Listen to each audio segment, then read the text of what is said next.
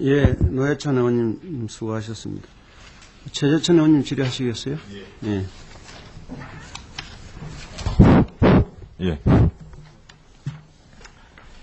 NAP에 대해서는 저 개인적인 입장은 이미 기고를 했기 때문에 간단히 몇 가지만 묻겠습니다. 저는 늘 이런 일을 접할 때마다 대한민국 인권 개념 자체가 17세기를 살고 있다는 생각을 합니다. 사실 근대적 인권의 출발이 인신 자유하고 재산권 보장인데, 인신의 자유에서 신체의 자유, 그러니까 압수수색이나 불구소구 자유가 나왔고, 재산권 보장, 근대적인 자본가층이 생겨나면서 조세 법률주의가 생겨나는데, 이 극단적인 자본주의 초기 시대의 인권 개념이나 재산권 개념에서 한치를 못 나아갑니다.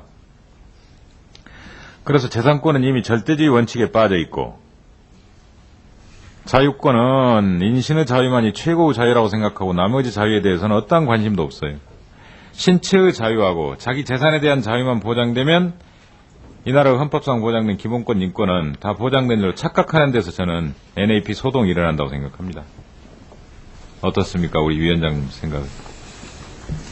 그 인권에 관한 이해가 지금 의원님 말씀대로 재산권, 자유권에서 평등권으로, 사회권으로 이렇게 중요도가 조금 옮겨가는 그런 시대에 있습니다. 그래서 그런 부분에 대한 이해가 좀 부족한 게 아닌가 그렇게 보고 있습니다. 예.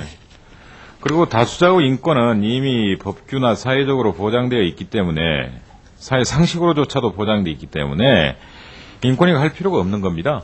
그렇죠? 사회적으로 소수자나 그 다음에 사회적으로 덜 대접받거나 덜 인정받고 있는 권리에 대해서 제 목소리를 내는 것이지, 굳이 이미 인정되고 있는 권리에 대해서 차별받지 않고 있는 인권에 대해서 인권위가 목소리 낼 이유는 없는 거죠.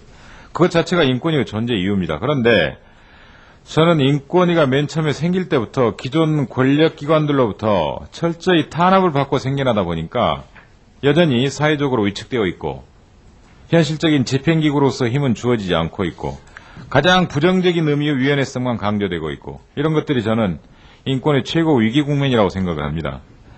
재판에 대해서는 사회적 여론으로부터 독립 늘 이야기합니다. 판사들 법정에 있을 때는 아무 말도 못하다가 대법관 그만두고 나갈 때는 멋지게 사퇴서를 씁니다. 검사정도 마찬가지고. 그런 그때는 이제 여론으로부터 독립을 이야기합니다. 인권이야말로 사회적 기득권 세력으로부터 독립, 사회적 기득권 여론으로부터 독립, 이런 것들이 심각한 과제가 되고 있다고 생각합니다. 이런 부분에 대해서 인권위가 이런 위기, 이런 독립성을 보장받을 수 있는 그런 방법으로는 법 개정이 있겠고, 또 다른 방법은 뭐가 있을까요? 어떻습니까? 생각하신 부분이 있으면 말씀해 보시죠. 인권위의 역할이나 이런 부분에 대한 저희들 홍보 부족도 있다고 생각을 합니다. 그래서 앞으로는 이런 홍보도 좀 중점적으로 하고, 또 어떻게 보면은 사회적으로 우리 국민들의 이 인권의식이 높아가면은 인권위에 대한 이해도 좀 높아갈 것이다. 그런 생각도 하고 있습니다. 그러니까 저는 자꾸 생각하는 게, 검찰 중심의 인권론에서 벗어나지 못합니다.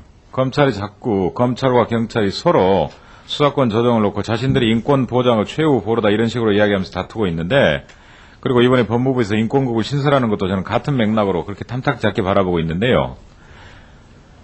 그분들의 인권은 그야말로 신체의 자유, 변론의 자유, 재판에서 있어 독립, 이 정도 자유만 의미하는 것이지, 평등, 사회권 이런 것들은 철저히 무시되고 있는 거거든요. 참 답답한 인권의 수준을 살고 있다, 저는 그렇게 생각을 하고, 그 다음에요.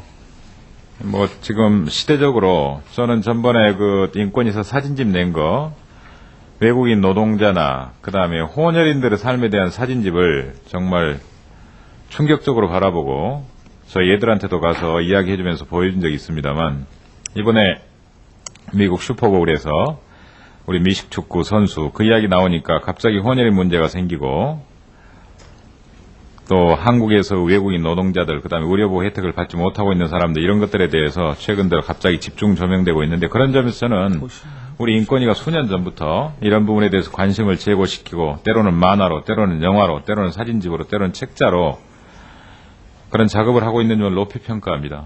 그리고 사실 점자책도 이번에 내주신 거 그것도 정말 대단한 논리입니다. 저 그 집에 가져가서 애들에게 이런 책도 있다고 만져보겠습니다. 눈 감게 하고. 인권 교육에 저는 그런 것들이 첨가되고 나와 다른 사람이 존재한다는 거 이런 것들을 그런 사회적 다양성을 인정해 주게 하는 거 나와 다른 사람의 존재를 인정하는 거 나와 다른 생각의 존재를 인정하는 것 나와 다른 기구의 존재를 인정하는 것 이런 것들이 결국은 우리나라 인권 개념을 더욱 확장시키고 사회적 다양성이 인정되고 우리가 꿈꾸는 조화로운 사회를 이룰 수 있다고 생각을 합니다. 제가 늘 말씀드리는데 단일 민족 신학 오류에 빠져 있습니다. 우리나라 그 유전자 검사해보면 단일 혈통이 아니라는 건 너무나 잘 드러납니다. 순수 쭉 유지되는 혈통은 10몇 %라는 통계도 있지 않습니까?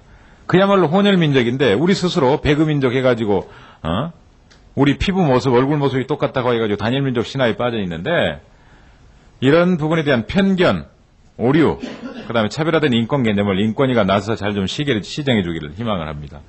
네, 그렇게 하겠습니다. 마지막으로 한 가지만 묻겠습니다. 참으로 민감한 문제인데요.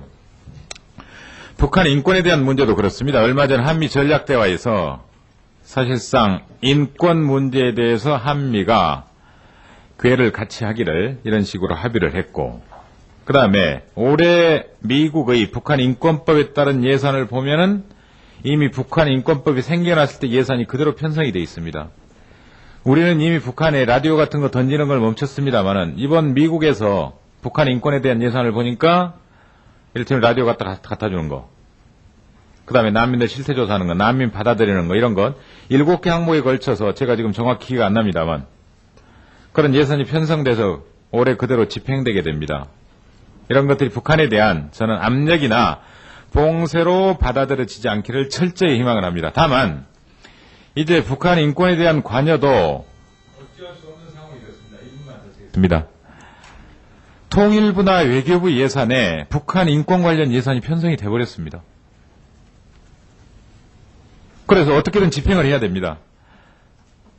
그래서 그분들은 그분들대로 집행을 하고 관여를 하겠지만 저는 사실 여기서 터지고 저기서 터지는 그래야 사실상 어느 편에도 편중된다는 그런 인상을 주지 않는 인권위원회가 압력이 아닌 연구나 실태조사나 각종 회의 참석이나 참관이나 세터민에 대한 인권조사나 이런 조용한 방식으로 강압적인 방식이 아니라 지극히 간접적이고 지극히 점진적이고 지극히 조용한 방식으로 북한 인권 문제에 대한 관여를 시작해도 된다 이런 입장인데 여기에 대해서 혹시 인권 입장은 어떠십니까?